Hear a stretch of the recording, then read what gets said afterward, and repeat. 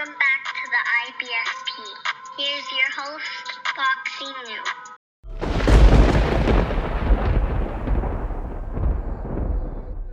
Welcome back, fight fans. Welcome back, fanboys. Be advised, this video contains the absolute truth, may cause hurt feelings, and the need to thumbs down the video. Look, let's just break it down. Anthony Joshua states that Tyson Fury hasn't been in the deep end.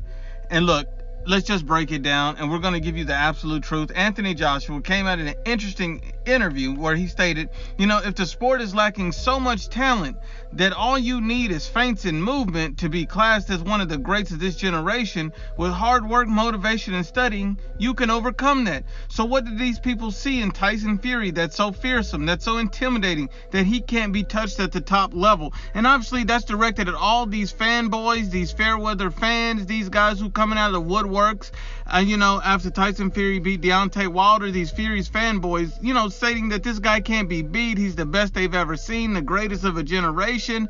All of this nonsense off of beating a hype job. It doesn't make any sense. Anthony Joshua exposed that because he's absolutely right. With feints and movement, those are good quality skills you can have. But with hard work, motivation, and being able to study your opponent, you can overcome that. And with elite skills yourself, which Anthony Joshua has. He goes on to also say that I take him serious as a challenger, of course, but his resume, it's taken him a long time to grow. His fight with Klitschko, and that was his first real challenge, and he overcame it. But it took him 8 years to build his experience and confidence, and he's absolutely right.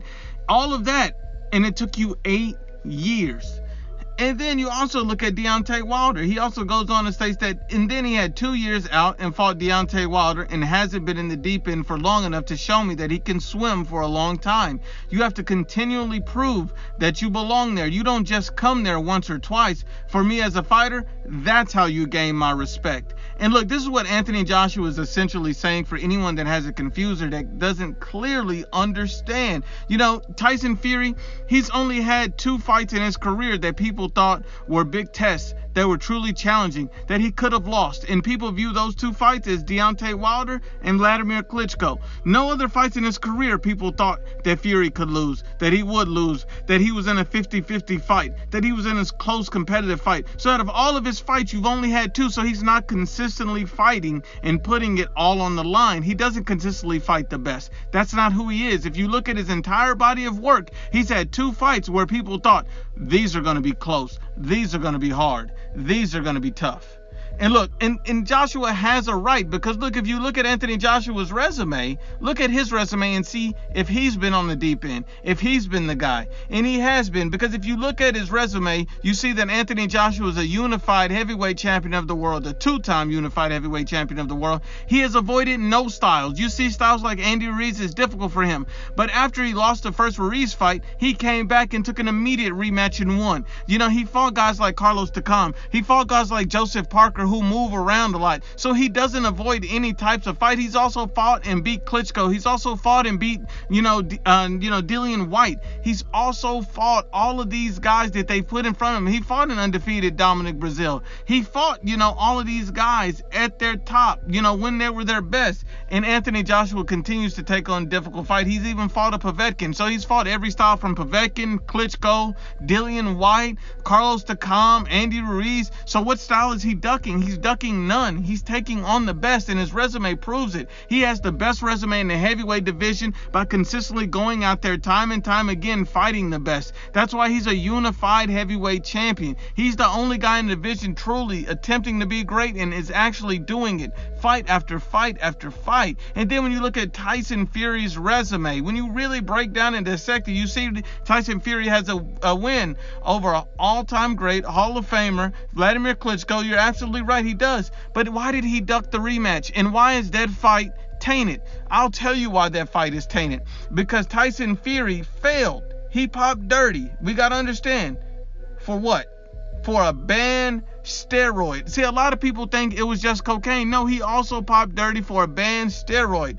And the interesting thing is he failed his drug test in early 2015 during the Christian Hammer fight, and it was brought to light in 2016 after he had become champion and beaten Vladimir Klitschko. And even Klitschko manager states, hey, if this is true about the positive drug test, it's too bad we didn't do a VADA test before the first fight. So this is why that fight has an asterisk beside, because the guy, arguably, it can be debated that he cheated in the Christian Hammer fight, the fight before Vladimir Klitschko, and they didn't do a VADA test, the most stringent and thorough test, before he fought Klitschko, the biggest fight of his career.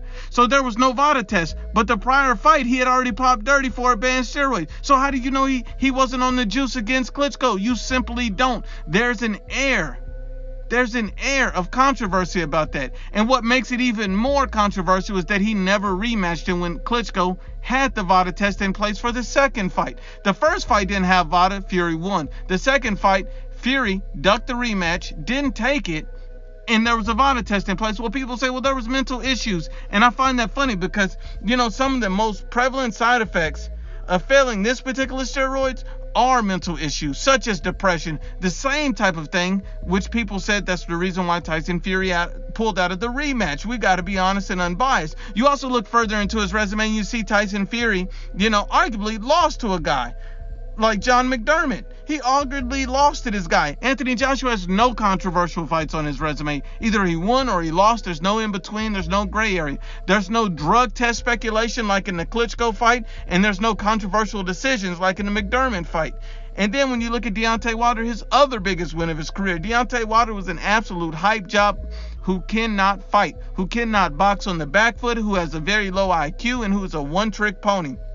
People are giving him too much credit for beating a one-trick pony who cannot fight on the back foot. We got to be honest and unbiased about it. Look, the difference between Anthony Joshua and Tyson Fury, and why Anthony Joshua is the best heavyweight and Tyson Fury is not, is consistency. Everything lies in consistency. The type of competition you're fighting on a consistent basis, the level of competition you're fighting on a consistent basis. One guy stays at the top, the other guy picks and chooses. We got to be real about what we're seeing. Tyson Fury, for example, I'll put it like this. This is the type of guy that struggled with bums. He's been dropped by Steve Cunningham. He's been dropped by Nevin Padgett. And I've had a guy come up to me and say, well, yeah, he's been dropped by those guys, but he beat him. He was supposed to beat him. He was never supposed to even get dropped. Why? Because he's levels above these guys. You don't struggle with bums when you're supposed to be levels above.